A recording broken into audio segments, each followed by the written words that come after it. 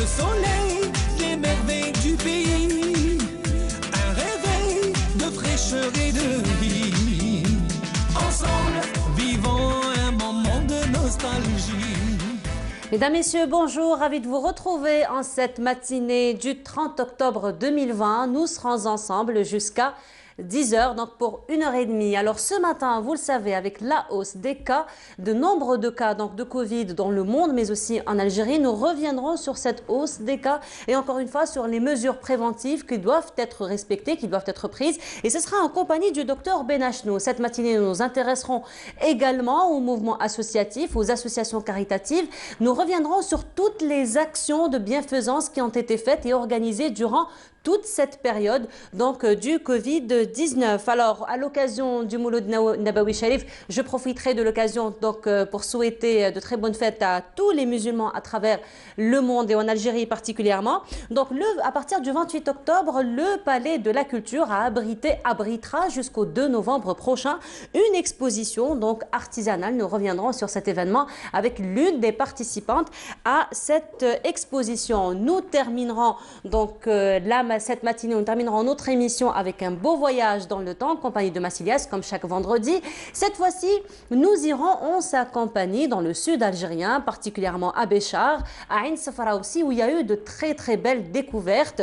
C'était donc des découvertes insolites d'œufs de dinosaures, mais aussi de squelettes de dinosaures. Donc retour sur cette découverte inestimablement importante. Et voilà donc pour le programme de cette matinée. Mais avant cela, les nouvelles du ciel en compagnie de Mina Abed.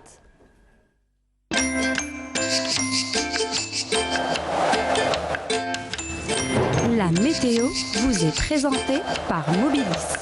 Mobilis, Aynama Kuntum. Bonjour Mina. Bonjour. Comment ça va? Ça va. Alhamdulillah. Mina, nous avons été bien accompagnés avec du soleil ce matin. Oui. Et ça va continuer la journée? Oui. Oui. Nous aurons donc retour belle journée. Retour du soleil. Retour aux journées ensoleillées. Exactement. Aux températures agréables aussi. Aux températures agréables. Donc il faut faire très attention finalement. Non, il faut faire attention. Avec cette fluctuation de température, surtout avec la grippe, avec les maladies. Justement. Et la conjoncture sanitaire actuelle ne permet pas. Aux grippes, aux angines. Voilà. Et surtout la conjoncture sanitaire actuelle avec la hausse donc, des nombres de cas ne permet pas aussi de se laisser aller. Du tout. Il faut se couvrir le matin. Il fait très frais le matin. Le soir aussi. Même si en journée, bon, ça va, il fait un petit peu chaud, voilà. Mais il faut quand même se couvrir. Surtout, voilà. Mais sinon, un peu plus de détails en votre compagnie? Avec plaisir. Merci beaucoup, mesdames, mesdemoiselles, messieurs, bonjour et très bon réveil. Et bien, en cette début de matinée, on notera de la brume sur les régions côtières, notamment sur le centre et l'est du pays. Un ciel dégagé tout au long de cette journée sur l'ensemble des régions nord, sur les régions sahariennes. On notera un ciel plutôt voilé sur la Saoura, le sud-ouest dégagé vers l'extrême sud, le Hogar et le Tassili avec de fréquents soulèvements de sable, notamment sur la Saoura, le sud-ouest et le Sahara central. Les températures de cet après-midi, eh bien, on notera sur la moitié nord 23 degrés. Du côté de Annaba, 25 degrés à Alger ainsi qu'à Tizi Ouzou. On notera 21 degrés à Al-Bayt ainsi qu'à Djelfa, 24 degrés à Gardaya, 26 Bachar, 30 degrés à Tindouf, 31 degrés à Adrar, 33 à Ain Salah et enfin 35 degrés. Ce sera la maximale pour l'extrême sud. On passe tout de suite à l'état de la mer pour cet après-midi. Eh bien, on notera une mer plutôt agitée, un peu agitée sur l'ensemble des régions côtières avec des vents entre 10 et 20 km/h vers la partie ouest et est du pays et entre 20 et 40 km/h sur le centre. Place tout de suite à l'Asie pour aujourd'hui. Eh bien, le ciel restera plutôt couvert à Hong Kong, Manille. On notera des pluies assez marquées à Jakarta ou encore Bangkok. Un ciel nuageux à Tokyo, plutôt dégagé à Pékin. Et puis côté Mercure, on notera 30 degrés à Bangkok, 31 degrés à Singapour, 32 à Jakarta, 33 degrés à Manille, 26 à Hong Kong, 29 du côté de Pékin et enfin 18 degrés à Tokyo. Excellente matinée et à très bientôt.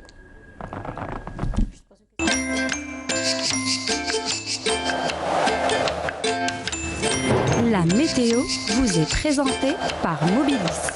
Mobilis, Aynama Kuntum. Et voilà, des températures plutôt agréables. Alors autant en profiter, mais surtout faire très attention avec les fluctuations de température. Donc, exactement. Pour ne pas prendre effectivement la grippe. en cette Surtout. période. Surtout. Voilà. Mais sinon, nous avons fêté quand même le Mouloud. Hein. Oui. Ça a été pour vous? Très bien. Comment vous l'avez fêté? En famille, bon plat, chouchoura, très Surtout. important, surtout. Les bougies dans chaque chambre, les petites bougies. Ça, c'est Oui. la tradition. La tradition, oui. Ouelette, bien Ouelette. sûr. Et comment? Et comment Non, j'aime pas ça. Oui. J'aime pas ça. Ça fait trop C'est de vrai que bruit. c'est dangereux aussi. Quand C'est on, très quand on fait dangereux. mauvais usage, ça peut C'est devenir très, dangereux, très dangereux. aussi. C'est très dangereux.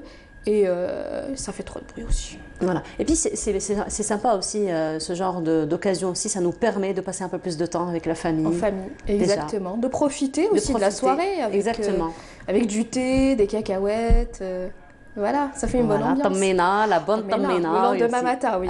Voilà, surtout. Eh ben, merci beaucoup, Mina. Merci à vous. On te retrouvera tout à l'heure? Non, demain. Demain. Demain. Donc, demain, pour Bonjour d'Algérie. Exactement. Voilà, très bien. Alors, donc, on reste quand même avec l'ambiance d'El Mouloud. Hein. Et là, je vous propose une pause musicale en compagnie de Najim, qui, lui, va nous interpréter une chanson du terroir, Haya Onzoro.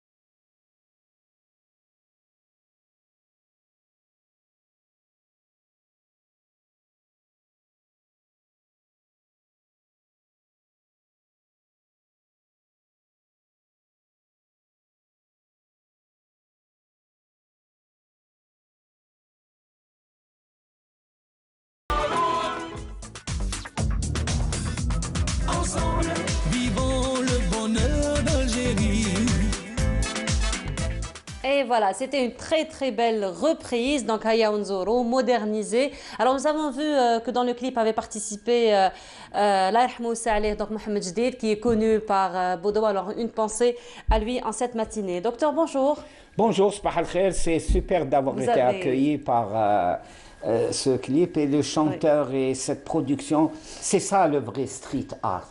Oui. C'est pas la copie conforme ou le copier-coller des productions de clips qui sont du folklore national à la sauce, je sais pas moi, Los Angeles ou Paris ou Londres. Non, je crois qu'elle garde cette notion populaire réellement. Regardez, et chapeau pour ce clip, sincèrement. Oui, effectivement, il y a eu quand même un très beau jumelage entre ce qui était traditionnel et ce qui est moderne, parce que vraiment ça a été modernisé. Et même le chanteur, il a la dégaine, et surtout on revoit les gestes qu'on fait dans les mariages classés. Exactement. Les trucs, mais très spontané, pas revisité par je ne sais quelle chorégraphie ou je ne sais quoi. Voilà, et puis la participation quand même de certaines figures qui sont connues donc de la télévision algérienne qui nous ont bien accompagnés, Mohamed Jdid Allah yarhamou, Barta aussi. Donc tout ça a donné quand même une touche très particulière. Chapeau les Oranais, les Oranais. Mais sinon, docteur, alors il faut dire que ces temps-ci, malheureusement, donc on revient à la hausse de nombre de cas de Covid dans le monde, mais en Algérie aussi. Donc, à votre avis, à quoi est due donc, cette nouvelle vague, on va dire, de nombre de cas? Sophie, je crois que dans le cas que l'on vit, cette épidémie au point de vue national et pandémie mondiale, je crois qu'il ne faut pas émotionnaliser, je m'excuse ce néologisme, émotionnaliser ces histoires de vagues, ces histoires. On le sait depuis longtemps que les virus sont les plus forts. J'utilise un langage populaire pour que c'est ça qui est important. Ils sont les plus forts, les plus dangereux par rapport à nous. Eux, ils ne sont pas dangereux, ils ont été créés pour ça. Et ils peuvent surtout muter, ils peuvent se déplacer, ils peuvent ils n'ont besoin ni de passeport, ni de...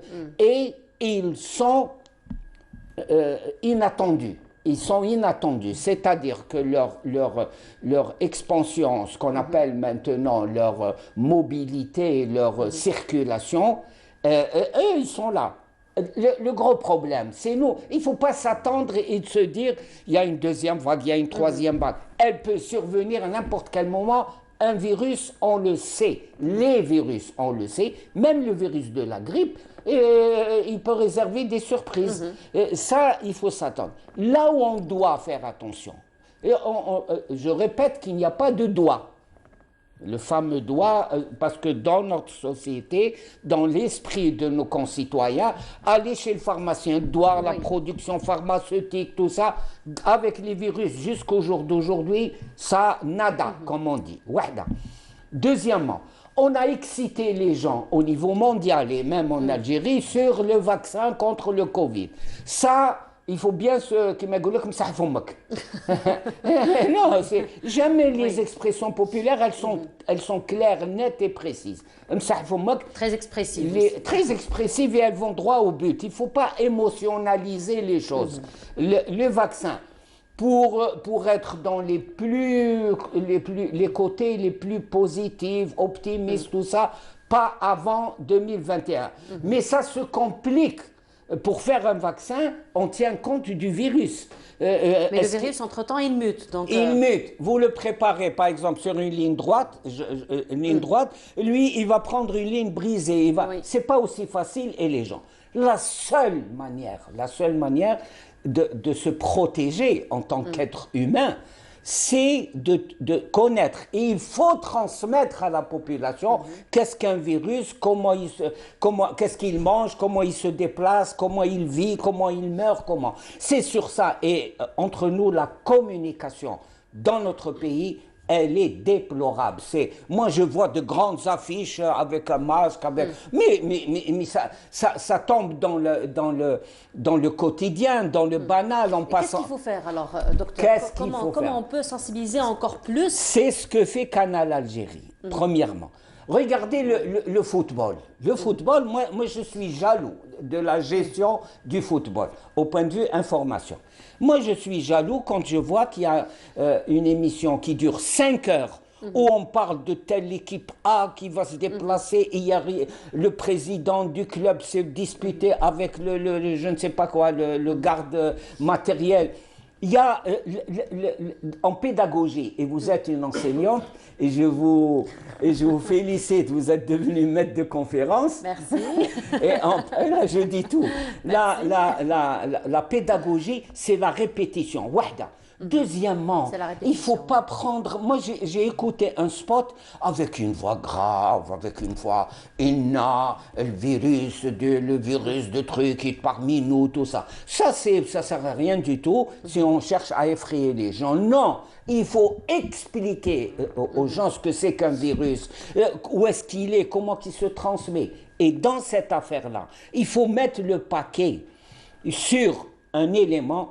Il faut s'attendre à tout de la part d'un virus. Parce qu'il y en a d'autres qui disent « Ah non, il ne faut pas faire peur aux gens, tu les effraies. » Mais il faut pas. On est effrayé par ce qui nous surprend. Parce qu'on ne connaît pas aussi. Parce qu'on ne connaît pas.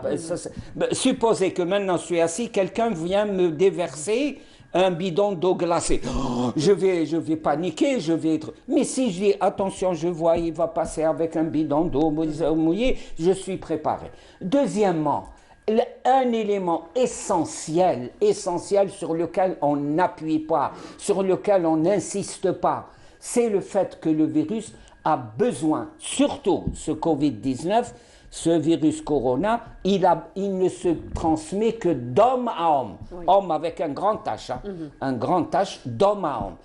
Alors à ce moment-là, le message, le cœur du message doit être le fait que ne soyons pas les fourgons, les transporteurs du virus.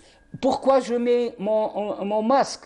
On ne le dit pas assez. Il ne faut pas mettre une affiche immense sur le bord des autoroutes ou là, à l'entrée des Sfenji ou là, des fast-food. Une affiche, ça ne veut rien dire. On a tracé des flèches sur le sol, tout ça, on les dépasse allègrement. On ne fait même pas attention parfois. On les foule allègrement. Docteur, vous voyez où se situe le truc? C'est surtout le fait, le déplacement du virus, comment on peut l'arrêter. Voilà. Alors justement, dans cette même lancée donc, de sensibilisation, je voulais vous dire, docteur, que les enfants, par exemple, les enfants est un très bon canal de sensibilisation, parce que les enfants ont quand même un impact sur les parents. On l'a vérifié, phtabagisme. Exactement, phtabagisme, effectivement. Ouais. Et justement, maintenant qu'il y a retour aux écoles, donc il y a rescolarisation des enfants, est-ce qu'on ne peut pas, encore une fois, s'adresser aux enfants, et pourquoi pas eux, donc à travers eux, on pourra encore une fois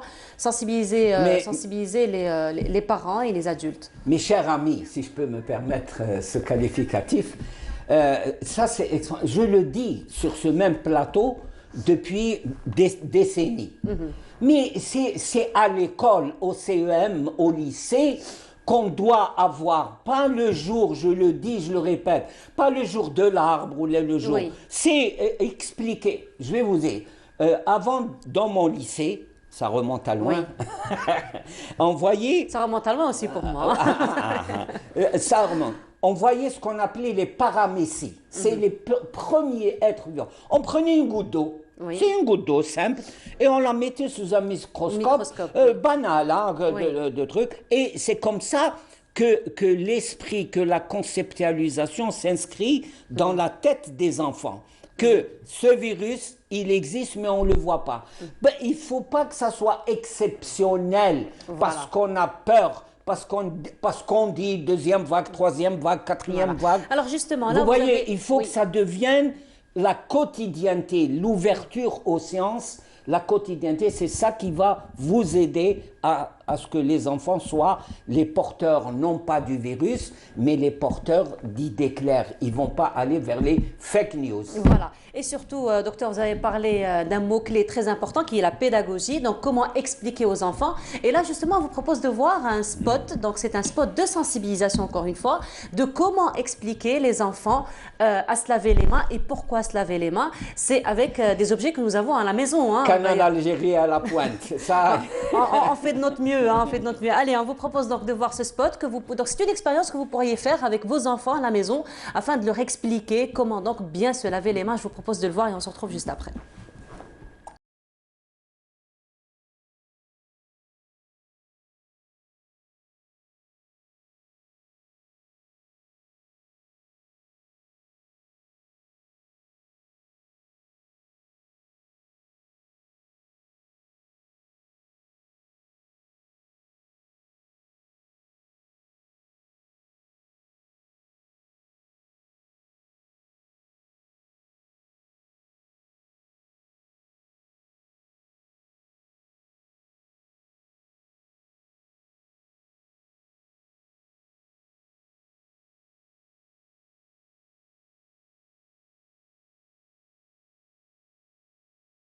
Et voilà, donc c'était un spot pédagogique. Donc on peut le faire à la maison avec des paillettes, avec des épices, pourquoi pas.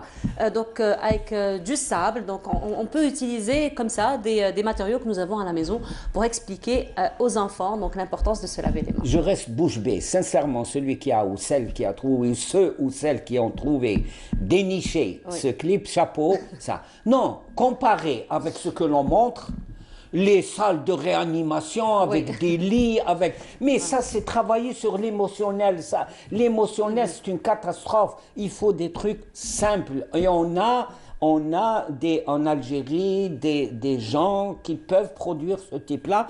Et arrêtons de dire aujourd'hui il y a eu tant de décès, aujourd'hui il y a eu tant de cas avec des courbes. Ça sert à rien, c'est dépassé tout ça. Regardez, un clip aussi simple que ça peut vous aider justement à contrer une deuxième, une troisième, une 20e vague. Et ce type de là, il faut pas oublier qu'on est de tradition orale en Algérie. Les gens qui s'excitent sur la, comment dirais-je, la génération email et toutes ces choses-là, mettons freinant, allons-y mollo et tenons compte de notre société qui est orale, il faut transmettre.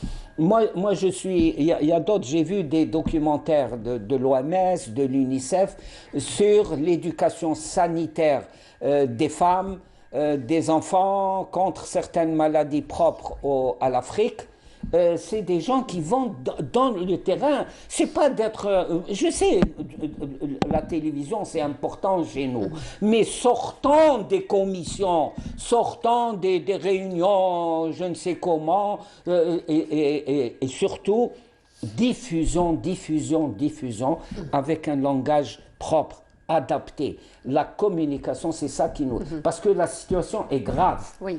Et elle est grave. Et je la joue pas au type qui... Non, si on continue sur ce chemin-là, c'est grave. Parce que la population est totalement... La population, quoi qu'elle commence, on arrive à les faire bouger, à leur faire comprendre le sens.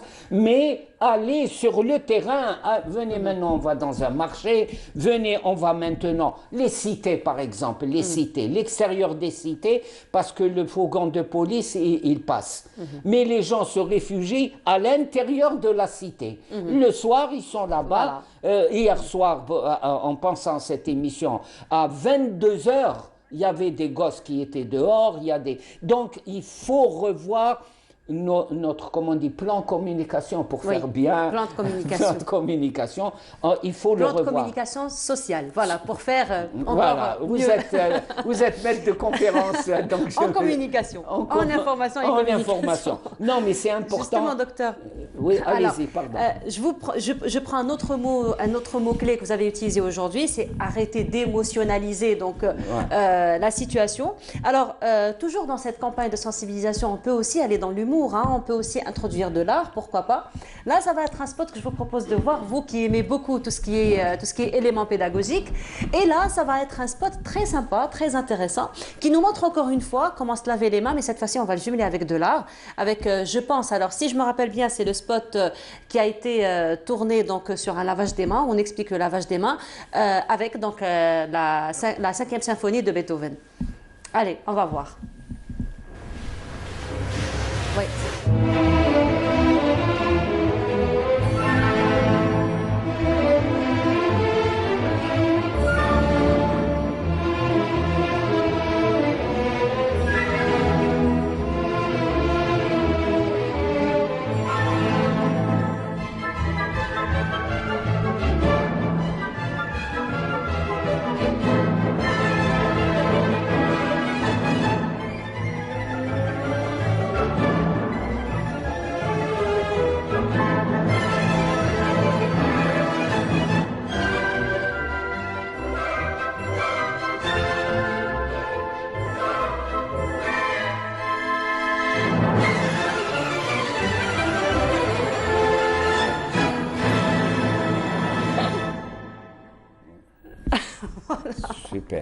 Alors, finalement, c'était pas la 5e symphonie. Donc, il y a un autre clip de ce genre. معليش. Ce qui est important, quand je viens à Canal Algérie, j'apprends des choses et vous me remémorez. C'est un peu à la Buster Keaton. Oui. C'est les mêmes gestes, les mêmes. Moi, ce que je vous conseille, s'il vous plaît, donnez-les au ministère de l'Éducation nationale qui devrait les diffuser dans les écoles et les CEM dans un climat apaisé, dans un climat pédagogique et non pas j'ai vu des enfants alignés comme dans une caserne. Vous avez vu des enfants alignés là avec des contrôleurs sur le bord de l'alignement dans les cours d'école.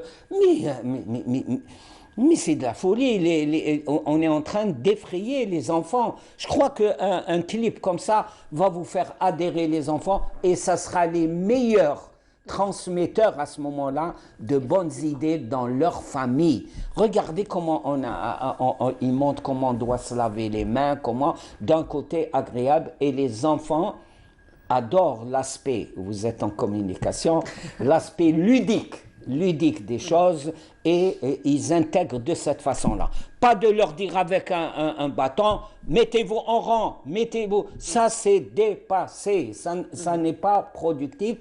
Et j'insiste sur parce que la situation est grave. Et grave, je ne dis pas ça parce que c'est ridicule de penser que je suis en train de dire ça pour faire peur aux gens. Non, j'insiste parce que je suis médecin. Et le médecin se doit, ça c'est un terme médical et c'est la mission du médecin, doit éclairer les citoyens, c'est-à-dire leur apporter, les faire sortir de l'obscurité, leur apporter les informations qui permettront d'agir. À ce moment-là, vous aurez la masse des gens qui vont vous suivre et appliquer les mesures de sécurité. C'est la seule façon, je le répète, le virus a besoin de nous pour qu'on le transporte. Voilà, donc on a une belle image, encore une voilà, fois. Ça c'est des choses. Communique sur.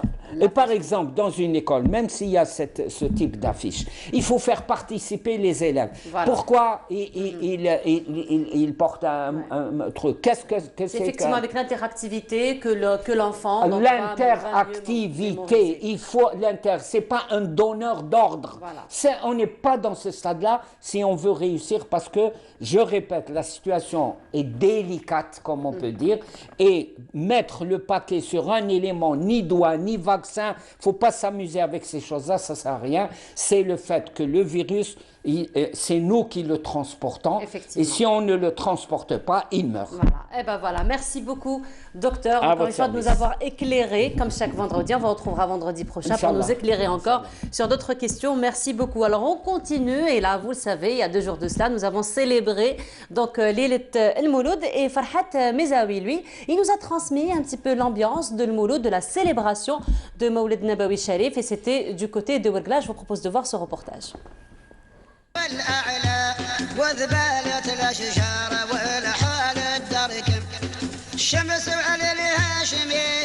El Maouloud Nabawi Sharif est célébré chaque année en Algérie et chaque région diffère de la façon dont elle le célèbre.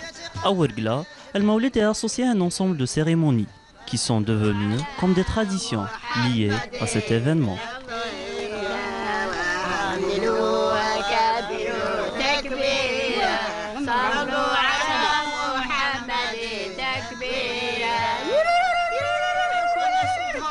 نهار المولد نجيبوا الحنة ونخلطوا الحنة مع نديروا لها شوية ما زهر وسكر ونخلطوها نجيبوا الصغير نختنوا له طهروه نحنوا له ونعرضوا الولاد كيما هكول نلموهم يحنوا ثاني هما البركة مع الزغاريت ومع المديح نمدحوا عليهم باش ربي ان شاء الله يعطي له الصحة والبركة ان شاء الله. كي يجيبوه يرجعوا للدار بالطبل طهر له وجه يطهر هذاك الطفل كي يطهر يشم يشدوا هذاك الطفل الله يبارك كي يشدوه سلطني محمد يطهروا عاد كي تزغريت بعد هو راه يطهر انت راك تزغرت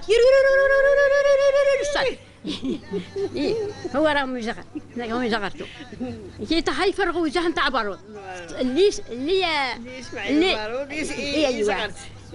ايوه الواحد كيعود يسمى فقير ما عندوش ولا داك ما عندوش يسمى ولا باش يطهر تقول لي السما ريح يطهر حملتك اعطيني ولدك نطهره مع ولدي يعني وصلوا الصباح واش يديروا بخروا بخور النبي في الدروز تبغى دير البخاره ودير فيها الزمر وتجيب شويه بخور النبي هاو يتباع وتكسروا ديك الساعه ديروا في الزمر وتزغط يري يا النبي محمد يا صلوا على النبي محمد يا لاله فاطمه النبي يا سيدنا علي مطالب يري صعبوا عسراء يري حنا نزغرتوا في الدروز تبخل الدروز وتزغرت. On allume les bougies jusqu'à leur consommation totale et on profite de cet événement pour organiser des circoncisions collectives et décorer les mosquées et récompenser les meilleurs réciteurs du Saint-Coran.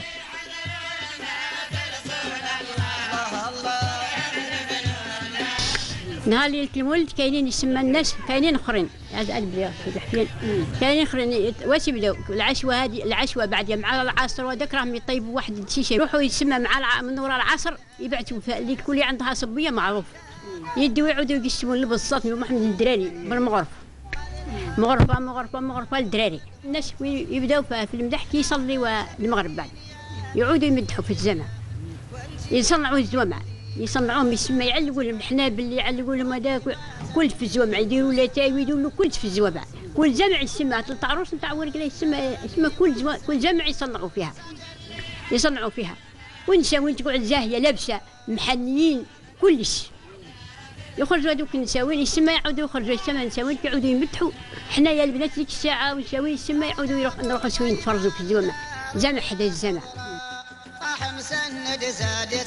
En plus d'une veillée jusqu'à tard dans la nuit, c'est autour d'un bon festin, suivi du thé traditionnel, que les membres de la famille se réunissent pour réciter des louanges sur le prophète sallallahu alayhi wa sallam.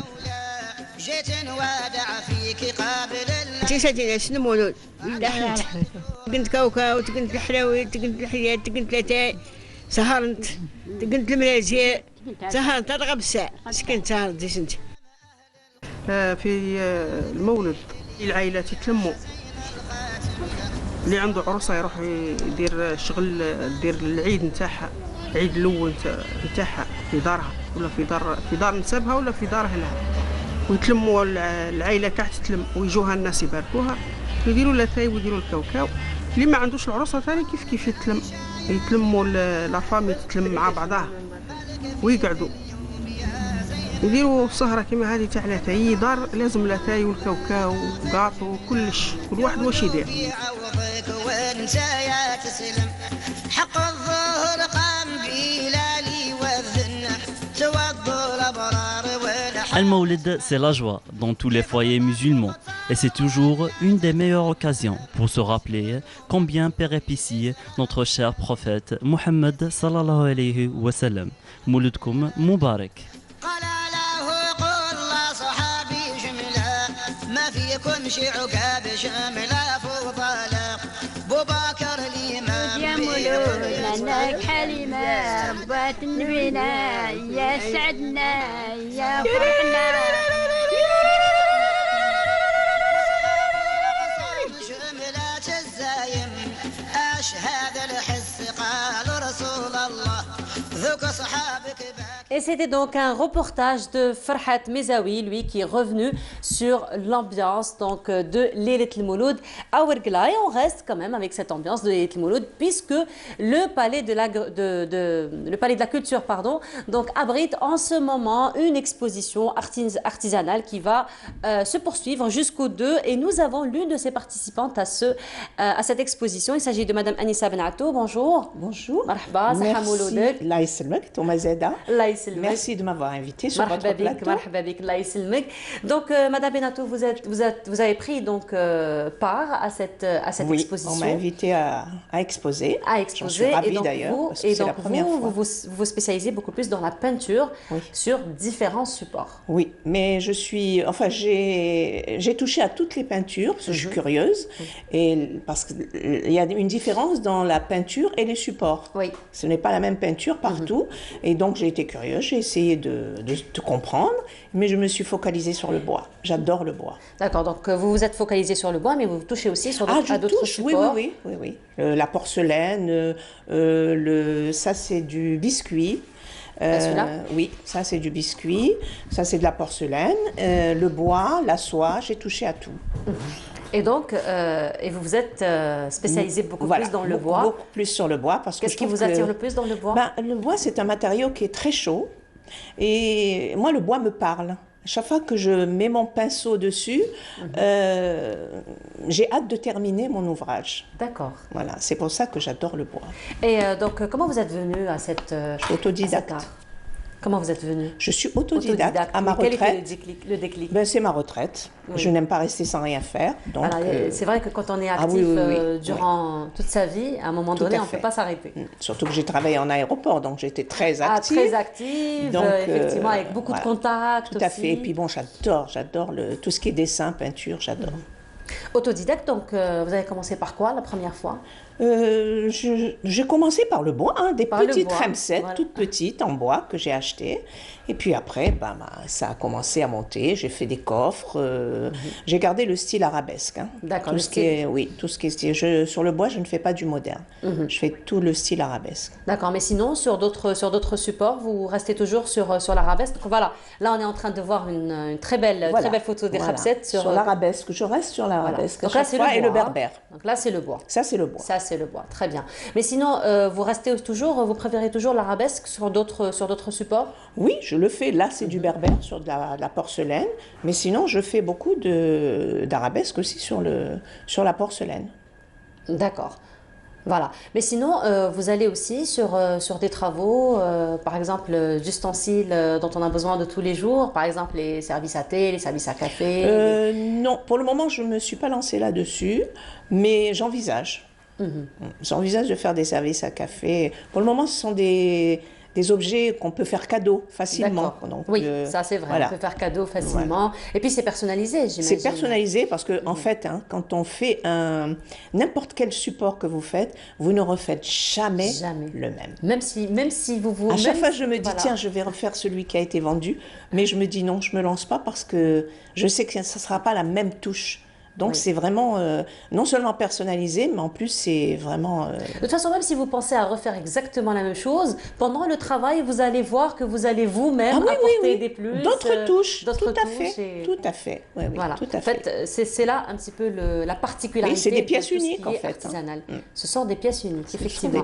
Alors, quelle est un petit peu la réaction des gens qui viennent, par exemple, voir les expositions, ils voient un petit peu vos travaux? Est-ce qu'il y a quand même un retour, un intérêt par rapport à tout ce qui est manuel? Bon, moi, je vais dire les choses comme elles doivent être dites. L'Algérien... Je pose la question. L'Algérien ne connaît pas l'art. D'accord. Parce que j'expose énormément et je vends énormément à des étrangers, toujours pays arabes. J'ai vendu en Arabie Saoudite, j'ai vendu un peu partout. Mais quand j'expose, c'est très beau, c'est joli, c'est bien fait, c'est fin.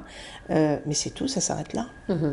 C'est rare quand on achète une pièce. D'accord. Je ne dis pas qu'on ne m'achète pas, je fais des expos, on m'achète, mais c'est très rare. Par contre, les pays étrangers, oui.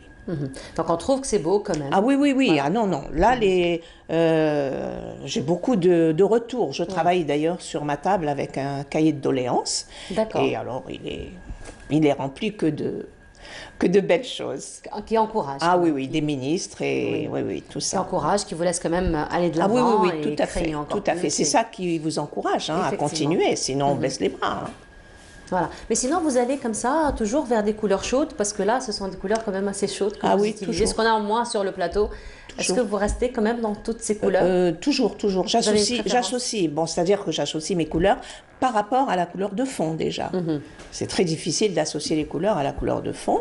Là, dans le bois, j'ai un petit porte-bijoux ou clé qui a vraiment des couleurs. D'ailleurs, au Palais de la Culture, un monsieur m'a dit non, c'est pas ça. Ça, c'est un coffre. C'est un coffre. On m'a dit, vous associez très bien les couleurs, et c'est vrai qu'il y a de l'orangé qui est mélangé avec du violet. Oui. C'est vrai que ça donne une touche magnifique. Là aussi, c'est un mélange de couleurs. Ça, c'est un petit coffre, oui, oui. Oui. Ça, Et c'est puis, chocolat. je ne sais pas, ça c'est juste une observation que j'ai eue comme ça à première vue. Vous allez juste me dire si c'est ça ou pas. Oui. Mais vous n'associez pas beaucoup de couleurs, donc vous restez dans des tons qui se rapprochent beaucoup et vous n'allez pas au-delà de 3-4 couleurs. Ah ben, de toute façon, en peinture, il ne faut pas plus de 4 couleurs dans un support. Pas plus. Ah, donc c'est ce que vous avez fait un Oui, petit peu, c'est ce que vous je faites fais. Oui. dans votre travail. Oui. Bon, des fois, c'est vrai qu'il y a 4-5 couleurs pour ce fond, mais moi, je choisis à peu près Là, 4 par couleurs. exemple, sur cette porcelaine, nous avons du ton sur ton Oui, qui est quand même très joli. Enfin, Merci. Voilà. Mais sinon, donc pour revenir un petit peu au motif, ce sont vos propres créations. Vous vous inspirez quand même d'une culture particulière. Comment ça se passe pour vous? Non, des fois, bon, je ne cache pas que j'ai un ami à la Casbah qui me donne des fois des motifs. Et moi, ce que je fais, c'est que je prends un peu d'un motif, un peu de l'autre, un peu de l'autre, et j'en crée un. Voilà. Donc vous restez quand même toujours dans la Ah création, oui, oui. vous ne pouvez pas reprendre les choses telles qu'elles sont. Ah non, il faut non, qu'il non, y ait non, une non. personnalisation. Il y a une personnalisation. Oui, oui, tout à fait. Là, j'en ai fait plusieurs, mais ils sont différents. Celui-là? Tous, oui, tous sont différents. On va le revoir. On va essayer de le revoir.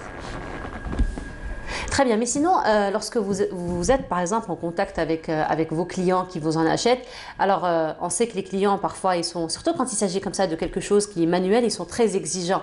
Donc est-ce qu'il y a par exemple des commandes précises, particulières, par rapport à des couleurs particulières, par rapport à des motifs particuliers, ou on vous laisse libre cours à votre imagination? Libre choix.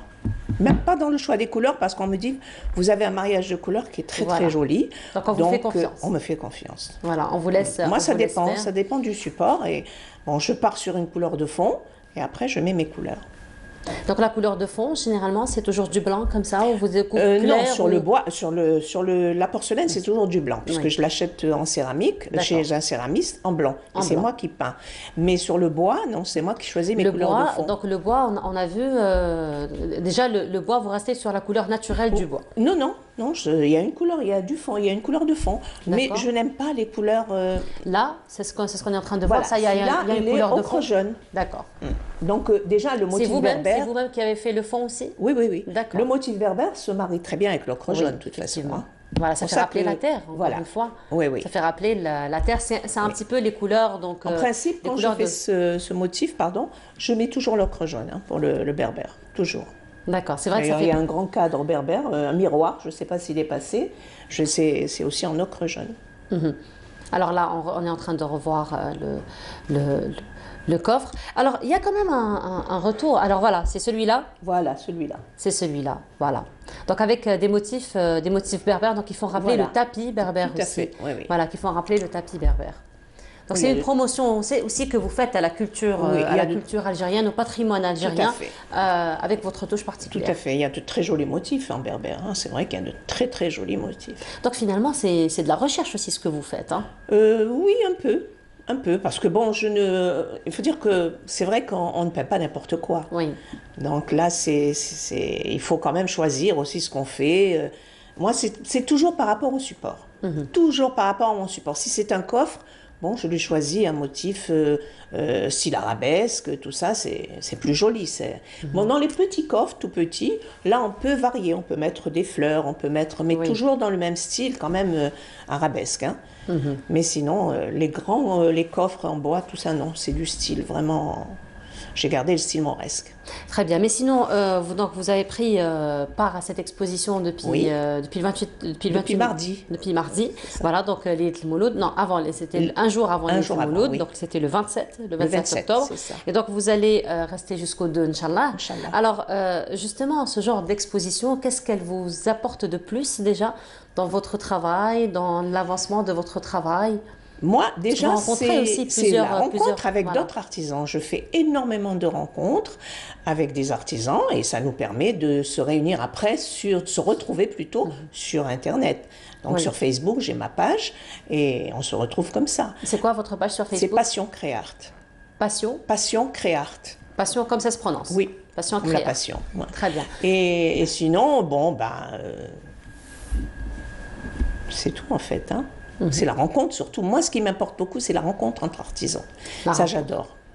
J'adore parce que bon, c'est là à côté de moi, il y a un artisan de cuivre, mais c'est des merveilles. On discute parfois toute la journée ensemble sur nos travaux. Il y a un échange d'idées aussi, un enrichissement. On me demande est-ce que tu fais cuire, est-ce que tu fais pas cuire, est-ce que voilà, il y a des échanges d'idées. Et ça nous permet aussi d'apprendre d'autres techniques, de nouvelles techniques. Tout à fait. Très bien. Et puis, il y a aussi peut-être un autre avantage, c'est un petit peu la rencontre directe, le contact direct avec le client, le contact direct avec les visiteurs. Oui, il y a ça aussi. Oui, le client aussi qui passe, qui s'arrête, qui discute. Parfois, je vous dis, on écrit sur mon petit cahier. Voilà, mais c'est vrai que c'est... Non, les expos, j'adore, parce que c'est le contact physique qui est très important, aussi bien avec les artisans qu'avec le public. Très bien, mais sinon, vous n'êtes pas à votre première exposition? Non, pas du tout. Non, j'ai déjà exposé à Khdaoudj Lamia, le Palais, dans les hôtels, Mercure, Sofitel. Là, le 7, 8, 9, je suis à l'hôtel Mazafran, à Zeralda, voilà, pour une exposition de 3 jours. Depuis la pandémie, c'est la première, le Palais de... Oui, depuis la pandémie, c'est vrai que ce n'est que ce mois-ci qu'il y a quand même retour. Ma dernière, ça a été juste avant la pandémie, pour le 8 mars, à l'Opéra d'Alger, qui est magnifique aussi. Voilà. Mais sinon, vous êtes dans ce monde depuis combien de temps? Depuis ma retraite, bon, je ne vous cache pas que ça fait un moment, parce que je ne suis pas toute jeune. Voilà. Oui, mais vous faites toute jeune. Merci. Non, je ne suis pas toute jeune. Ça fait quand même... ça fait maintenant 10 ans que je suis à la retraite. 10 ans, donc ça fait 10 ans que vous faites... Que je suis dans ce domaine. D'accord. Mais je ne m'en lasse pas. On ne peut pas s'en lasser quand on est avec des couleurs je comme ne ça. m'en lasse pas. Ah oui, quand je commence, c'est un quand voyage je mets que vous faites finalement dans tout ce qui est motif, dans tout ce qui est couleur. Quand je mets le nez dedans, c'est la nuit qui tombe. C'est extraordinaire. Et c'est pour ça que je vous dis que le bois, moi, je suis pressée de le terminer. Parce que, je ne sais pas, moi, le bois me parle. Et puis il y a aussi, parce que le bois, c'est quand même un matériau noble, c'est quand même un matériau de la nature, donc le contact physique aussi, il a son impact sur l'aspect psychologique. Tout à fait, quand vous le terminez, c'est magnifique. Oui. C'est magnifique.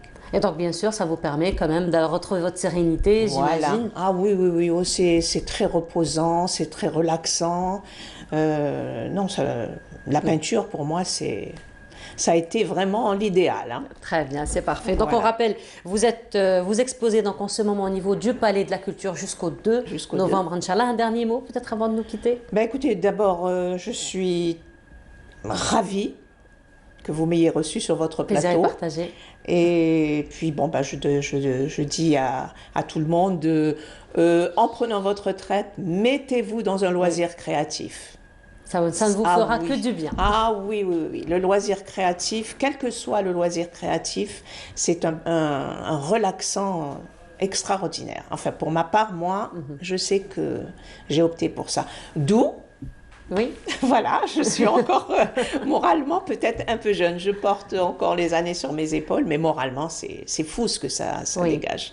Voilà. Le loisir créatif, c'est fou. Et ça permet aussi d'être actif, donc ne pas avoir cette coupure franche avec la vie sociale. À la retraite, tout le monde se dit, maintenant, on va rester à la maison, on ne va plus rien faire. Non. Il y a tellement de belles choses à faire. Oui. Voilà. Donc finalement, on se rend compte que toutes les années de travail, on a beaucoup donné, on a raté beaucoup de belles choses qu'on pourra finalement rattraper. Tout à fait. Après, et des fois, je me presse pour aller à mon ouvrage, je fais mes courses en vitesse et je me presse pour commencer à travailler. Ah voilà. Merci beaucoup. Ça a été un plaisir de vous avoir ce matin parmi nous. Donc je rappelle Madame Anissa Benatou, vous êtes artiste peintre, céramiste et artiste peintre aussi sur le bois particulièrement. Le bois. Voilà, merci beaucoup d'avoir été parmi nous ce matin et on vous retrouve donc encore une fois pour rappel au niveau du Palais de la Culture jusqu'au 2 novembre, Inch'Allah. Voilà. Alors c'est le week-end donc pour se changer les idées, pourquoi pas. Donc c'est Lila Benaïcha qui nous propose donc une sortie week-end au niveau de Sidi Faraj dans ce reportage et on se retrouve juste après. Envie de respirer, de décompresser, pas loin d'Alger, dans un décor de vacances prolongées, direction Sidi Faraj.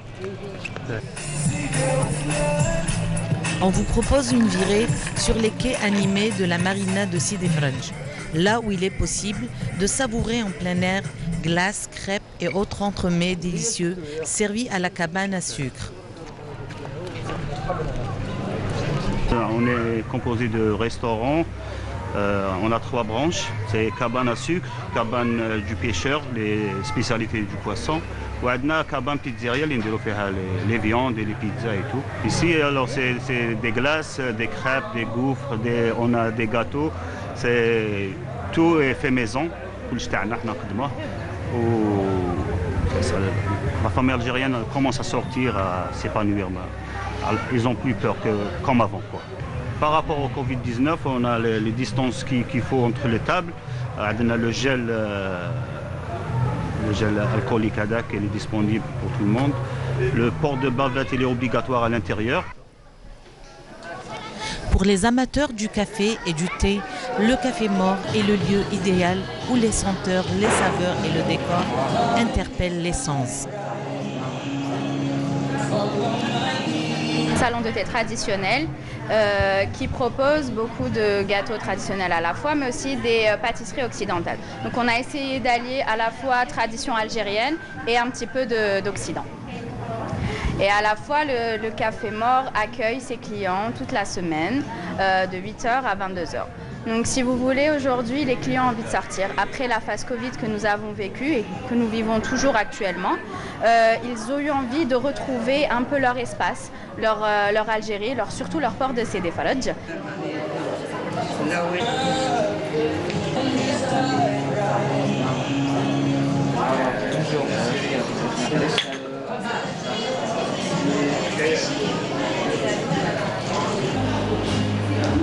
Je viens ici pratiquement chaque week-end pour prendre un café, un thé ou bien un brunch.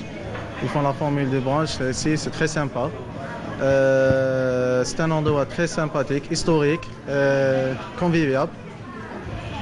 J'aime beaucoup. Je me sens très à l'aise ici. Pour les tout petits et les plus âgés, le port de Sidi Fredj est source de détente et d'inspiration. Certains diront même que le lieu raconte par lui-même son histoire passionnante. On est venu aujourd'hui à Sidi Fredj parce qu'on a entendu parler des rénovations qu'ils ont fait. On est très satisfait. Ça fait longtemps que je ne suis pas venue avec ma famille, donc c'était l'occasion parfaite pour venir. C'est super, on est très satisfait. C'est agréable, ça incite les familles à venir se promener, à déguster des glaces, des restaurants, de la pâtisserie, de faire un peu la marche. Et surtout, nous avons constaté qu'il y a beaucoup de sécurité. Voilà. Les gens qui ont connu Sidi Fredj à l'époque, on leur demande de venir découvrir le peu de changements, parce qu'on espère qu'il y ait beaucoup de changements. Parce que le travail de Sidi Fredj est unique sur les baies africaines.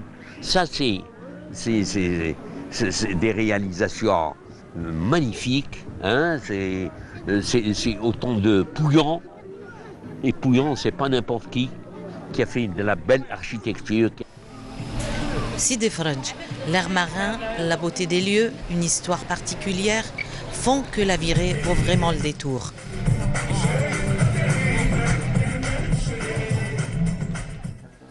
Et voilà, donc de retour sur le plateau, c'était une superbe balade au niveau donc, de la marina, Sidi Fredj, en compagnie de Lila Benaïcha. Alors place au mouvement associatif à présent en compagnie donc de Mohamed Chouki Boujlal. Mohamed, bonjour. Bonjour madame. Marhaba bik. Alors Mohamed Chouki, vous êtes ambassadeur du club Ouimet, vous êtes à Blida. Exactement. Donc, et vous êtes aussi membre de l'association Les Roses de l'Espoir. Donc mouvement associatif très actif, on va dire. On essaie de très actif. Alors on va parler un petit peu des deux organisations, des deux ONG, notamment le club et l'association. On va commencer peut-être par le club Ouimet. Alors le club Ouimet, c'est quoi exactement? Le club Ouimet, c'est un club scientifique et culturel, bénévole, de la faculté de médecine de Blida. On fait beaucoup d'activités durant l'année. Maintenant, à cause du confinement, on a un peu arrêté les activités sur le terrain. On a focalisé sur les activités en ligne, la sensibilisation sur le Covid, sur différentes maladies. On a fait des lives avec différentes personnes, des personnalités.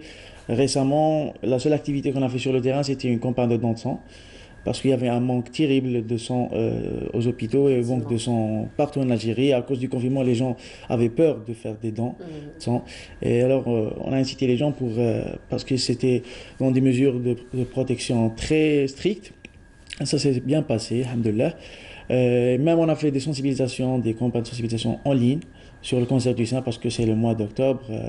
D'habitude, on fait des activités sur le terrain, une course rose au niveau de l'université de Blida. C'était une course pour sensibiliser les étudiants et les femmes qui travaillent à l'université sur le cancer du sein. Et on fait même des conventions avec des radiologues pour nous donner des billets de réduction pour la mammographie. Cette année, malheureusement, on ne pouvait pas faire ça. Vous l'avez fait autrement, donc oui, à travers les réseaux sociaux. À travers les réseaux sociaux, on a publié même les centres qui font les réductions, en espérant que les femmes ont reçu le message. Certainement. Alors, Mohamed Chouki, donc au niveau du club Women, alors on vous l'avait dit, donc c'est un club qui réunit un petit peu les étudiants en médecine de Blida. Pharmacie et médecine dentaire, oui. Très bien. Alors, vous êtes encadré donc par vos enseignants, par des médecins. Comment vous travaillez? Parce que c'est quand même des sujets très sensibles que vous traitez, et donc vous êtes en contact direct avec les citoyens. Donc, est-ce que vous êtes encadré? Comment ça se passe pour vous? Bien sûr. Avant chaque événement de sensibilisation ou bien d'une campagne, on fait des formations pour nos membres, assurées par des professeurs, par des médecins, maîtres assistants, spécialistes dans le thème. Par exemple, quand c'est le cancer du sein, on forme les étudiants par des médecins oncologues, spécialistes dans le domaine. C'est ça. Et donc, bon, là, vous l'avez si bien dit, donc au niveau, avec le Covid, vous ne pouviez pas faire des sorties sur terrain. Vous êtes quand même, vous avez profité de la technologie quand même. Alors, quel a été un petit peu l'engouement des citoyens? Quel a été le retour des citoyens par rapport à vos actions? C'était par des statistiques qu'on a fait sur Facebook, parce que notre page c'est Club WIMED. On faisait des lives, on publiait des publications. On a atteint, avec les statistiques, on a atteint plus d'1 million de personnes sur la page. On a constaté ça. C'est vraiment, c'était plus que le but qu'on voulait atteindre. Et on a fait des lives avec Dr Meki du CHU de Lyon. On a fait avec Dr Boudahdir au niveau de France Finance. Il y avait beaucoup de lives concernant le sujet du coronavirus, le Covid-19. Voilà. Mais sinon, Mohamed Chouki, vous êtes très actif sur le plan associatif. Oui. Et comme on l'a dit, vous êtes aussi membre de l'association, donc les Roses de l'Espoir. Alors l'association Les Roses de l'Espoir, qu'est-ce que c'est que cette association et quels sont ses principaux objectifs? Alors l'association Les Roses de l'Espoir, c'est ce qu'on donne de l'espoir, on sème le fruit, c'est ça. Elle porte bien son nom, l'association. Oui, c'est ça. On concentre sur les enfants. Surtout sur les enfants dans des situations un peu délicates. Au niveau de Blida, on a certaines familles qu'on prend en charge. C'est des cas sociaux, c'est des vrais cas sociaux, des femmes veuves, des femmes qui ont subi des violences conjugales, des enfants qui sont dans des situations un peu difficiles. Et récemment, ça fait depuis 2015, on organise une campagne qui s'appelle Rehlati, vers des villages dans les montagnes de Ain Defla. C'est des villages dans des régions rurales, vraiment. Et les enfants souffrent financièrement. Alors, la plupart ne poursuivent pas leurs études. Ils arrêtent la scolarité. Alors, pour les encourager à continuer à étudier, on collecte des cartables et des vêtements pour l'entrée scolaire. On a récemment collecté pour 111 enfants. Et on est parti à Indefla pour les distribuer pour ces enfants. J'ai ramené quelques photos, je ne sais pas si... on va les voir, on va certainement les voir. Et on a distribué là-bas les vêtements, tout ce qui est cartable, les outils scolaires, et pour encourager ces enfants à continuer leur scolarité. Et même prochainement, on va organiser pour le mois de décembre une campagne pour les aider pour le début de l'hiver, avec du couettes, tout ce qu'il y a besoin pour vivre. Voilà, pour vivre. Donc là, on est en train de voir un petit peu les photos que vous avez ramenées. Donc les préparatifs des dons que vous avez faits. Oui, exactement. Ça, c'est les vêtements et les cartables qu'on a distribués au niveau de ce village, Ouled Bendou, à Indefla. L'association fait ça depuis 2015. Chaque rentrée scolaire, on fait ça. Et on fait pendant pendant toute l'année, on fait 4 à 5 campagnes comme ça, pour l'entrée scolaire, pour l'Aïd, pour Ramadan, pour aider ces familles. Et même on a fait une campagne qui s'appelle, c'est pour planter des arbres, des oliviers. Donc vous n'êtes pas que dans le caritatif aussi, donc vous faites aussi dans l'environnemental, l'écologie. C'est du caritatif mélangé à l'écologique parce que c'est pour que ces familles deviennent indépendantes financièrement. On va planter des oliviers dans leur propre terrain. D'accord. Et après quelques années, ils peuvent les utiliser pour vendre de l'olive ou bien de l'huile d'olive.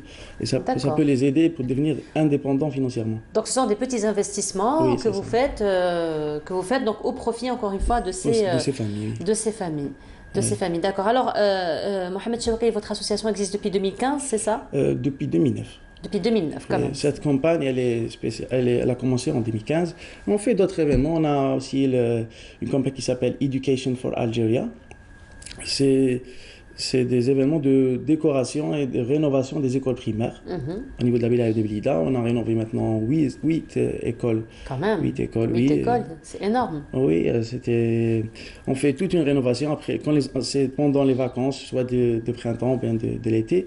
Et quand les enfants rentrent dans cette école, c'est totalement rénové. Voilà, c'est un autre monde finalement. Ce n'est plus l'école qu'ils ont laissée. Exactement. Et on fait même après des ateliers pour eux, pour leur apprendre le bénévolat, le volontariat, comment peut-être après... Vous êtes en train d'assurer la relève, là. Exactement. Surtout, on concentre sur les enfants, parce que c'est eux, c'est l'avenir, c'est l'espoir. Les roses de l'espoir, c'est notre... Les roses de l'espoir. Ouais. Oui, les roses de l'espoir, effectivement. Alors, Mohamed Chawki, là, vos actions sont quand même multiples, elles sont importantes et surtout et lourdes, j'ai envie de dire, si on parle financièrement parlant.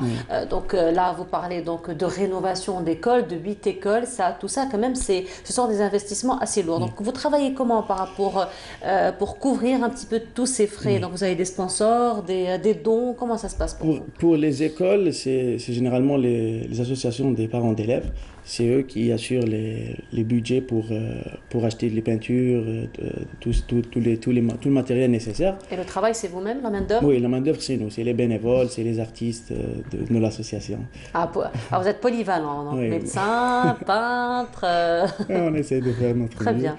Et pour les campagnes pour aider les familles au village, c'est des donateurs qui nous aident.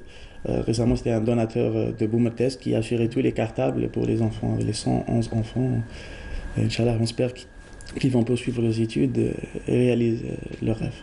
Mais sinon, vous faites l'appel aux dons, donc un petit peu le programme de votre association, toujours au niveau des réseaux sociaux? Oui, on a une page, c'est Les Roses de l'Espoir, ou Roud El Amel sur Facebook. On laisse le compte CCP de l'association et les gens peuvent nous envoyer les dons et même contacter nous pour plus d'informations. Très bien. Alors, Mohamed Chawki, il faut dire que pendant le Covid, donc, on n'a pas pu vous avoir sur le plateau parce que Blida était une ville au début donc, qui a été hautement touchée par le Covid-19 et donc ça a été confiné. Par contre, on vous a eu par téléphone, donc sur ce même plateau. Et donc, c'est vrai que Blida avait beaucoup souffert donc, au début de la pandémie et vous avez fait beaucoup d'actions, même quand Blida était confiné à cette période-là. Donc, vous avez fait beaucoup d'activités. Peut-être on va revenir un petit peu sur vos activités durant cette période. C'était une période un peu difficile. Oui. Au début, Blida, c'était la plus touchée par ce virus. Les gens étaient pris par surprise parce qu'on n'attendait pas à ça. Et on a fait des campagnes pour aider les familles qui se trouvaient d'un coup sans revenus. Alors on a collecté les dons pour des couffins de ravitaillement pour ces familles. On a collecté les dons pour les hôpitaux, les personnels médicaux, comme les masques, le gel hydroalcoolique, et tous les besoins de protection. On a fait des campagnes de sensibilisation, même par haut-parleurs au niveau des quartiers, pour sensibiliser les gens au début. Il y avait beaucoup d'actions en coordination avec plusieurs associations et plusieurs groupes de bénévoles. Toute la société était mobilisée pour ça. D'accord, donc ça c'était durant le Covid. Début. Alors là, il faut dire, Mohamed Chawki, que malheureusement, il y a une hausse, encore une fois, donc, des cas de Covid. Vous avez un programme dans ce sens? Oui, bien sûr, on compte faire des vidéos de sensibilisation avec des médecins, avec avec des gens qui peuvent toucher la société, parce que maintenant on commence à voir la deuxième vague, surtout à Blida, même partout en Algérie, je crois. Les hôpitaux sont un peu saturés par les cas, les affluents aux hôpitaux. Alors, je lance un appel, je profite de l'occasion pour lancer un appel aux gens de ne pas baisser les mesures de protection. Ils doivent toujours pas baisser la garde. Pas baisser la garde, oui. On doit toujours porter le masque et prendre les mesures de protection, laver les mains. Et c'est comme c'était au début de cette pandémie. Reprendre même les gardes, pour reprendre peut-être, encore une fois, peut-être avec des mesures beaucoup plus draconiennes qu'au début, parce qu'au début, on n'a pas eu les cas que nous avons maintenant. Oui, aussi. Maintenant, ça peut être encore plus grave que début. Alors, il ne faut pas lâcher. Et on va vaincre ce virus, Inch'Allah. Inch'Allah. Chouki, vous êtes en quelle année? Je suis interne, je suis en 7e année. Vous êtes en 7e année, alors vous avez participé quand même, vous avez travaillé un petit peu aux hôpitaux. Je suis à l'hôpital, oui, maintenant je suis à l'hôpital. Vous êtes à l'hôpital, oui. D'accord. Vous l'avez vécu comment, donc, cette expérience, en tant que médecin, hein, donc on ne parle pas un petit peu du mouvement associatif, mais en tant que médecin, vous l'avez vécu comment? Au début, et vous le vivez toujours comment? Au début, ils nous ont libérés parce que c'était un peu risqué pour nous comme internes. Mais ça fait quelques semaines, on a repris et on prend les mesures de sécurité. Mais on ne peut pas savoir, on fait notre mieux. Mais moi-même, j'étais atteint par le coronavirus au mois de mai. Alhamdoulilah, guéri, mais on garde toujours parce que je peux être recontaminé. Alors, effectivement. Voilà. Merci beaucoup, Mohamed Chouki, d'avoir été parmi nous ce matin. Ça a été vraiment un plaisir de vous avoir. Donc, je rappelle, vous êtes ambassadeur du club WIMED de Blida, donc, qui est un club qui regroupe un petit peu les étudiants en médecine, en pharmacie et en médecine dentaire. Et vous êtes aussi membre de l'association Les Roses de l'Espoir, qui donne de l'espoir. Voilà, merci beaucoup, Mohamed Chouki. On vous souhaite une très belle continuation à vous, au club, à l'association et donc pour toutes les belles choses que vous faites. Merci beaucoup pour l'invitation. Alors là, donc, on va passer à l'artisanat en compagnie de Feria Hamdi, elle qui s'est intéressée à un dinandier. Donc la dinanderie, vous savez, c'est un art très prisé, particulièrement au niveau de la Kasbah. Et Feria Hamdi s'est intéressée donc à rencontrer Mohamed Sahnoun, qui est très connu sur la place donc, de la Kasbah par les travaux de dinanderie qu'il fait. Je vous propose de découvrir ce portrait. On se retrouve juste après. C'est à la basse Kasbah, dans l'antique quartier de Zoujayoun, que se trouve la caverne d'Ali Baba, ou bien la caverne de Mohamed Sahnoun, qui remémore l'art de vivre, plein d'enseignements du passé d'Alger, des Beni Mezrana, ainsi que l'éclat et le faste de l'Empire ottoman.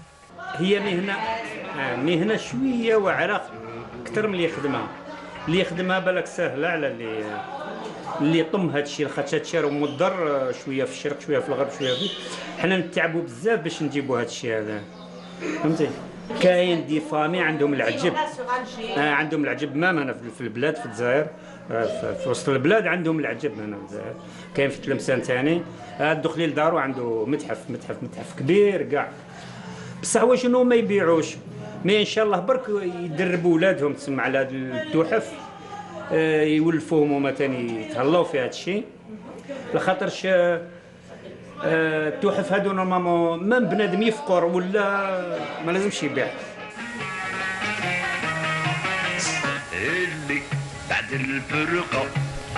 La devanture est ornée d'ustensiles, des porteurs d'eau qui étaient pour la plupart originaires de la région des Ibans, les biscris, ou les employés aux fontaines publiques de Bir Djebbah et de Sidi Mohamed Cherif. القلل الكبار هذوك كانوا يعمروا بهم الماء والصغيورين كيما هذه كانوا يدوهم العجايز الجبانه كيروحوا الجبانه خاطر علاش قلت كانوا محضرين يدوهم معمرين بالماء باش يفرغوا الزوا واش يشربوا في القبر تاع الميت. هذه حكايه القله. هذاك البسكري عمي السبتي يقولوا له هما كاع ساكره. عمي السبتي كان كيفاش نقول كان انسان محبوب بزاف خاطش هو كان ثقه بزاف. حنا والدينا كاع كانوا يحملوا في باب الزياره اللي يقول لك بابا كان طبيب يكذب. هما راهم رجال خدامين هو على باله المراه شحال تسحق في الدار ما تشوفوا ما يشوفها عندها 3 قلات ولا 4 يعمرهم يحطهم لها يفرغهم لها وين يروح. Selon M. Sahnoun, l'exercice de la dinanderie est devenu aisé depuis que la machine-outil a remplacé la main de l'homme. Tous ces objets traditionnels renferment une mémoire vivante et grandiose pour notre génération. هذا في الحقيقة كان زمان بخارة في وقت العثمانيين كانوا يتحط في وسط الدار واللي ينوض بكري بجمرة بشوية بخور حاجة واعرة ماشي زعما قال جاوي ولا واللي يخرج مع الصباح يدعي له ديجاك اللي دار داك البخور في الليل واش يديروا يعاودوا البناويت ينقيوه ويلعبوا فيه البقالة تعرفي البقالة وهنا مكتوب بالفضة مكتوب عز الدنيا بالمال وعز الأخيرة بالأعمال. هذا فاس وي تاع النوار وي كانوا يديروا فيه الورد زمان هذا حاجة كبيرة كاع فضة ومكتوب كاع بالفضة. ميم الكتيبة تاعهم هما كانوا حتى الكتيبة عندها واحد الشارم هنا مكتوب مصابرة ظفرة ومن بعد من جدة وجدة ومن بعد نهبط شوفي مصابرة ظفرة من جدة وجدة نهبطوا لتحت نبداو منا شوفي بالشكر تدوم النعم كلها صبر ظفر من جدة وجدة بالشكر تدوم النعم كلها كانوا فنانين حتى في الكتيبة تاعهم.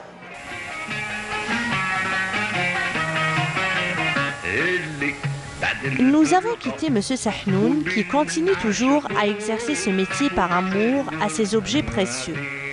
Il nous a fait voyager à travers le temps en nous relatant l'histoire de chaque objet.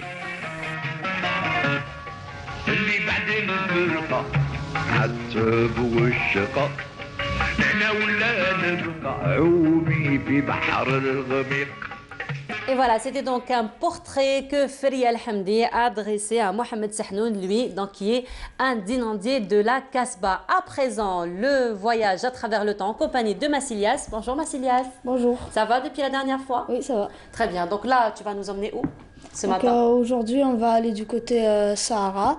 Pour voir un peu les œufs de dinosaures qui ont été découverts assez récemment. Et on va aussi faire un tour du côté du musée de Sfisifa. Et on va aussi un peu sensibiliser par rapport au film Jurassic Park. Très bien. Et pour finir, on va un peu parler des 5 espèces de dinosaures. Très bien, c'est parfait. Donc on va commencer déjà par la découverte toute récente. Oui, en 2016. En 2016, des œufs de dinosaures. Donc c'était des œufs de sauropodes, donc on a pris une photo. Ce sont des œufs de sauropodes, ils étaient, donc, ce sont les lancous, ils étaient vraiment énormes. Et le problème, c'est que même à l'instant, on ne sait pas vraiment de quelle espèce il s'agit. En tout cas, tout ce qu'on peut savoir, c'est que c'est certainement la plus grande espèce de dinosaure qui est vécue en Algérie, vu la taille des œufs. Et donc, bon, comment on sait que c'est des œufs de sauropodes? C'est par rapport à la forme et la constitution. Donc la forme, elles sont ovales. Et donc à l'intérieur, on est en train de voir la photo. Et voilà, exactement. Donc, bien fossilisé, hein? Oui. Carrément pétrifié, finalement. Oui, ils l'ont daté d'environ, d'une fourchette allant de 100 millions d'années à 65 millions d'années. Donc tout ce qu'on sait, c'est que c'était au Crétacé, et que ça appartenait à un sauropode. Et donc on peut voir, sur la photo, on avait vu une main d'un scientifique qui s'était posé sur cet œuf, et on voit qu'il était énorme quand même. Alors si on peut la revoir, la photo, donc pour avoir un petit peu une idée de la taille donc, de l'œuf. Alors ce qui est sûr, c'est que c'est un œuf, voilà. Donc on est en train de voir. Oui. Donc on peut voir la main d'un scientifique juste déjà à côté, et donc on peut quand même s'imaginer la taille des œufs. Ce qui fait un peu plus d'1 mètre. Oui, exactement. Voilà. Et franchement, mais moi, avant d'avoir vu le documentaire, je ne savais pas qu'ils existaient d'aussi gros. Donc si on a découvert ça, donc forcément il y avait d'autres œufs encore plus gros, peut-être de dinosaures. Alors qu'aujourd'hui... Quand tu deviendras paléontologue, probablement tu en trouveras. Oui, j'espère. Pourquoi pas? J'espère, oui. Tu vas les nommer comment, si jamais tu trouveras dans tes fouilles un dinosaure ou des œufs, ou tu leur donneras ton nom? Non, franchement. Pourquoi pas? Massisor, moi je viens bien, je le vois bien. Moi, il y a beaucoup de paléontologues qui ont découvert des dinosaures, ils leur ont donné leurs noms. Même parfois, ce ne sont même pas des paléontologues, ce sont... Exactement. Un exemple, des passionnés. par exemple, Donc malheureusement, on n'a pas de photo de ce dinosaure. Il y a un dinosaure qui s'appelle Herrerasaur, donc il date du Trias. Et donc son nom vient d'un fermier qui s'appelle Victorino Herrera, qui a découvert par hasard dans son champ. Et donc ils lui ont donné son nom. Voilà. Alors pourquoi pas un massisor? Oui. Pourquoi pas? Oui, j'espère. Voilà. Alors il faut dire que les dinosaures que nous avons vus, qui ont donc été découverts à Béchar, donc c'était dans la wilaya de Béchar au sud-ouest de l'Algérie. Sud-ouest de l'Algérie, au sud-ouest de l'Algérie. Donc là, nous avons un petit peu une photo qui nous montre un petit peu la constitution d'un œuf de dinosaure. Donc si on peut revoir la photo, on peut voir... Alors on peut revoir la photo. Voilà, elle va venir la photo. Il s'agit d'un embryon de sauropode, vu la forme aussi de l'œuf. Et donc, ce qu'on va remarquer, c'est qu'il y a une couche de graisse qui se trouve à côté du petit. Et en fait, ça remplace le cordon ombilical, vu qu'ils pondent des œufs. Donc, même aujourd'hui, les reptiles d'aujourd'hui, les oiseaux d'aujourd'hui, on retrouve en train de le voir. Cette petite poche qui est juste en bas. Donc c'est de la graisse, elle sert, elle le nourrit en fait durant des mois. Et on peut voir aussi, donc ça ne se voit pas très bien, mais il y a une fine couche qui enveloppe le bébé. Et donc ça aide à ce qu'il respire en fait. Donc la coquille de l'œuf est assez dure, mais elle laisse rentrer l'air. Et donc cette fine couche, elle permet de dégager du CO2 et de laisser entrer de l'oxygène. Voilà. Alors tu sais que ces œufs que nous avons vus, donc que tu nous as montrés à travers les photos, on les a trouvés dans d'autres régions dans le monde. Oui, en Chine et aussi en Tchétchénie et également en Afrique du Sud. Donc on peut déduire que c'était une même espèce de dinosaure, vu la taille et la similitude finalement qu'il y a entre tous ces œufs. Et donc c'est ce qui nous rapproche encore plus de la théorie de la Pangée, puisque encore exactement. Une fois, donc les dinosaures qui migraient. Oui, exactement. Donc avant, bien sûr, c'était un gros bloc de terre. Bon, durant le Crétacé, on connaissait les continents d'aujourd'hui. Il y avait les océans et tout, mais tout ce donc on sait que les ancêtres des sauropodes, qui ont vécu au Trias et qui s'appellent les prosauropodes. Donc c'était la Pangée. Donc ils ont certainement migré dans diverses régions du monde. Et donc c'est ce qui fait qu'aujourd'hui on trouve les mêmes espèces de dinosaures à des milliers de kilomètres d'intervalle. Dans des continents différents. Oui. Effectivement. Mais sinon, il faut dire, Massilias, qu'il y a eu tellement de belles découvertes de dinosaures, d'œufs de dinosaures, d'empreintes de dinosaures un peu partout en Algérie et dans le monde, et moi je parle beaucoup plus en Algérie, qu'il y a eu un beau musée qui a été construit en leur honneur. Oui, donc c'est le musée de Sfisifa. Donc il a été il se trouve à la wilaya de Naama. C'est en train de le voir. Et on peut voir son architecture, elle est très intéressante parce que ce n'est pas seulement un bâtiment ou une structure habituelle en fait. Et donc là, on rappelle que Naama, la wilaya de Naama, elle est au sud-ouest de l'Algérie, à peu près à 700 km d'Alger. Et aussi donc ce musée, il a surtout été construit à des buts scientifiques, parce qu'il accueille aujourd'hui des scientifiques du monde entier. Et donc ils ont exposé plusieurs zoos, notamment on a trouvé 300 zoos dans un site. Ils l'ont exposé dans ce musée et malheureusement on ne sait toujours pas de quelles espèces il s'agit. Donc on est toujours en train d'étudier. Les études sont en voie, avec des scientifiques de l'étranger. Donc il y a un échange d'expérience, de culture, et puis on va avancer un peu plus dans la recherche. Oui, exactement. Donc ce musée, pour l'instant, malheureusement, il est assez petit, et pourtant on pourrait l'agrandir encore parce qu'il y a de plus en plus de découvertes paléontologiques en Algérie, et aussi elles sont de plus en plus intéressantes parce que finalement ça prouve que l'Algérie elle avait autant d'espèces préhistoriques que les autres pays. Oui. Donc c'est très intéressant d'étudier encore plus profondément. Voilà. Alors on va voir, ça te dit de voir un reportage sur les œufs qui ont été découverts, oui, bien sûr. n'est-ce pas? Donc, on va voir des vidéos, enfin voilà, des vidéos qu'on pourra voir et qui nous renseignent encore une fois. Donc, voilà. Donc, ce sont des vidéos. Voilà, c'est ce qu'on voyait tout à l'heure. Ouais, ils sont énormes. Voilà, c'est ce qu'on voyait tout à l'heure. Donc, tu vois la main du scientifique qu'on voyait tout à l'heure. Oui. Donc là, c'est un groupe de paléontologues. Oui. Voilà, donc c'était des images donc, qui nous montrent encore une fois cette belle découverte.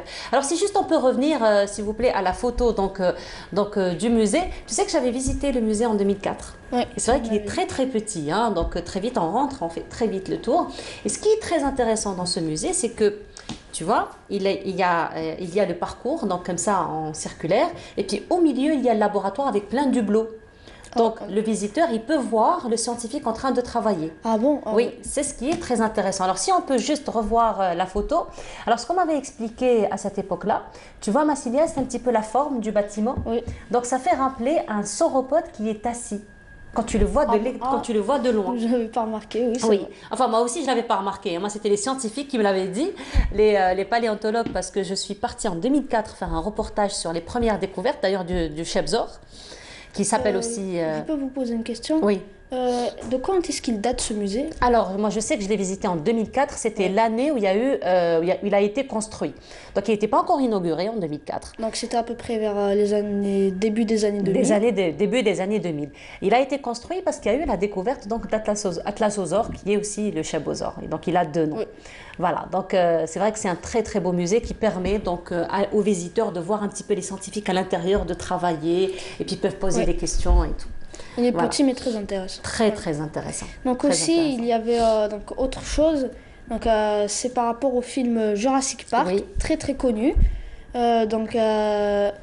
Qui fait Alors croire Jurassic Park, je suis plus âgée de Jurassic Park d'une année. Ah bon? Oui, j'avais 1 an quand Jurassic Park est sorti.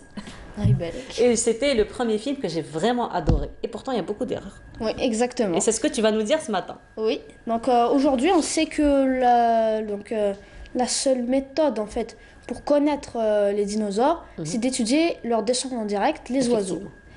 Donc, dans ce film, ce qu'ils font, c'est que ils expliquent qu'à l'ère des dinosaures, il y a 100 millions d'années et tout, il y avait des moustiques comme aujourd'hui et qui piquaient les animaux, qui piquaient les dinosaures, donc qui récoltaient leur sang. Et donc les moustiques, quand ils allaient se poser sur un arbre, ils étaient bloqués dans la sève. Et plusieurs millions d'années plus tard, on les retrouve. Et ce qu'ils ont fait, les scientifiques de Jurassic Park, c'est qu'ils ont récupéré l'ADN de dinosaures se trouvant dans le sang du moustique. Ouais. Seulement, la plus grosse erreur, en fait, il y a 2 raisons principales, majeures, pour lesquelles on ne peut pas faire ça. Déjà parce que il est impossible de trouver de l'ADN intact de quel que soit l'animal vieux de plusieurs millions d'années. Et aussi, même si on avait trouvé cet ADN, ce serait impossible qu'il ne se soit pas mélangé avec celui du moustique. Oui. Donc c'est pas la seule erreur qu'a fait Jurassic Park. Ils ont aussi fait une erreur du côté scénaristique un peu. Effectivement. Quand par exemple ils font les vélociraptors, sont des animaux très connus. En fait, ce qu'ils ont fait, c'est que ce ne sont pas des vélociraptors. Déjà parce que les vélociraptors, ils avaient 1,75 m et non 3 mètres, comme ils l'ont mis dans le film. Et ils avaient des plumes, en fait. Oui. Donc l'animal dont ils se sont inspirés pour faire les vélociraptors, c'est le Deinonychus. On a une photo du Deinonychus, donc c'est un squelette, la photo numéro 9. C'est le squelette du Deinonychus. Donc en fait ça pouvait marcher. Voilà. Non, ça c'est pas le Deinonychus. Ah non. Ça. En fait c'est la photo numéro 9. Elle arrive. Donc en fait le Deinonychus et le Vélociraptor, ils pouvaient les faire passer pour la même espèce. Déjà parce qu'avant ils étaient toujours en étude, parce que tous les deux c'était des dinosaures récemment découverts. Ils appartiennent à la même famille, les Dromaeosauridae. Donc les Dromaeosauridae, ce sont des théropodes. Et donc les théropodes, c'est l'un des 5 groupes, 5 grandes familles de dinosaures. Donc il y en a 5. Voilà, ça c'est un Deinonychus. Voilà, c'est ça. Donc ils se sont inspirés de ça en fait pour faire les vélociraptors. Mais ça reste quand même assez proche parce que c'est de la même espèce. Donc comme j'étais en train de dire, il y avait 5 grandes familles de dinosaures. Donc, les premiers qu'on va voir, ce sont les sauropodes, donc, comme le Chepsaurus. Donc on a une photo, c'est la photo numéro 2, c'est celle d'un spinophorosaure. Donc Spinophorosaure, c'est celle qu'on a montrée tout à l'heure par erreur.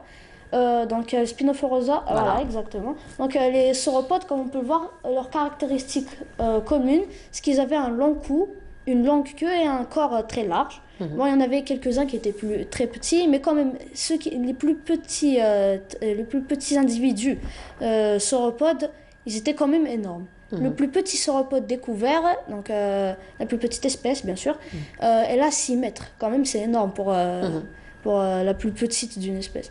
Et la plus grande, elle atteint 60 mètres, l'Amphicoelias, qui est le plus grand animal de l'histoire. Donc ça, c'était la première espèce. La deuxième espèce, donc elle est apparue au Jurassique. Donc ce sont les thyérophores. Donc on a 2 photos de thyérophores parce qu'il y a 2 espèces de thyérophores, les stégosauridés et les ankylosauridés. Donc ce sont les thyérophores. Donc voilà, ça c'est un stégosaure. Donc les thyérophores, ce sont les dinosaures à armure. Donc ils sont très connus. Ceux-là, ce sont les dinosaures à plaques et les autres dinosaures à armure. Dinosaures à armure. Donc la photo numéro 4 montre un ankylosaure, le plus grand de son espèce. Et d'ailleurs, c'est lui qui a donné son nom à l'espèce des ankylosauridés. Donc le voilà. Bon, ça, c'est pas un ankylosaure. Donc ça, c'est un odosauridé. Donc c'est un cousin de l'ankylosaure, mais ils appartiennent à la même espèce. Donc c'était des dinosaures à armure, justement. Donc la troisième grande famille, ce sont les marginocéphales. Les marginocéphales, donc ce sont les tricératops et tout. Ils sont très connus quand même. Donc on a pris une photo qui peut montrer en général ce que c'est qu'un marginocéphale. C'est la photo numéro 5, c'est le Diabloceratops. Donc il est nommé comme bien ça. Son nom. Oui, justement, il est nommé comme ça. On peut le voir. On a découvert seulement son crâne. Donc, on n'a pas découvert son corps. On a découvert son crâne et on peut le voir qu'il a 2 cornes sur sa collerette qui font penser aux cornes du diable. C'est pour ça qu'on l'a appelé Diabloceratops. Donc, tête cornue du diable. Donc, il appartient à la même famille que le Triceratops. Donc, les marginocéphales, ils sont eux aussi divisés en 2 espèces.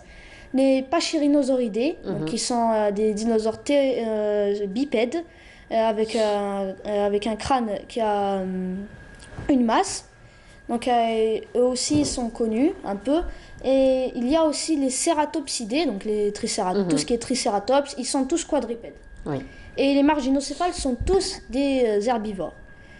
Et donc la 4e espèce, donc ce sont les ornithopodes. Donc les ornithopodes. Ornithopodes, ils sont aussi appelés dinosaures à bec de canard en raison de leur crâne, qui fait penser le bec qui fait penser à celui d'un canard. Donc il y a 2 espèces majeures aussi d'ornithopodes. Donc il y a les iguanodons. Le premier dinosaure découvert, l'iguanodon. Deuxième. C'est le premier. L'iguanodon. Normalement c'est le deuxième ou le premier, je me souviens plus en tout cas. L'iguanodon c'est le premier qui a été découvert et on l'avait pris pour un rhinocéros. Oui, on l'avait pris en fait pour un rhinocéros et au fil des années on l'a aussi pris pour un reptile avec une corne. Effectivement, avec une corne, alors que c'était son doigt. Voilà. Donc il a été découvert en Angleterre. Effectivement. Donc, on a pris une photo d'ornithopodes. J'ai pas dit la deuxième espèce, pardon. La deuxième espèce, ce sont les hadrosaures. Donc, eux, ce sont un peu les dinosaures à collerette. Donc, sur leur crâne, ils ont toujours soit une collerette. Donc, ça, c'est un syntaosaure de l'espèce des hadrosaures. Donc, on peut voir, elle se voit pas très bien, mais on peut voir une crête sur sa tête. Donc, et la dernière espèce, ce sont les carnivores. Donc, tous les théropodes sont des carnivores. Tous les carnivores sont des théropodes, parce qu'il y a des herbivores qui sont théropodes, comme le thérésinosaure. Et donc, on a pris une photo. Donc, ici, il y a 4 grandes espèces. Donc, on a dit droméosaure tout à l'heure, où on a montré l'image du Deinonychus. Donc, le plus connu, certainement, c'est le T-Rex, le Tyrannosaurus Rex.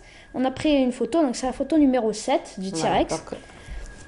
Donc Très lui, bien. c'est l'espèce Voilà. des tyrannosauridés. Oui. Bien sûr, c'est lui qui a donné son nom à cette espèce. Effectivement. Donc on va finir avec ça parce que là on arrive à la fin de l'émission. On reviendra avec un peu plus de détails si tu veux, avec donc parce que là c'est très passionnant. Merci beaucoup à toi, Massilias. Donc on se reverra vendredi prochain, Inch'Allah. On finira ensemble parce qu'on n'a pas fini aujourd'hui, n'est-ce Oui. pas? Merci beaucoup, Massilias, encore une fois pour ce beau voyage. Nous arrivons, comme vous l'avez compris, à la fin de notre émission. Merci beaucoup de nous avoir suivis. Je vous retrouve avec un très grand plaisir demain à partir de 9h et je vous souhaite une excellente journée à tous. Au revoir.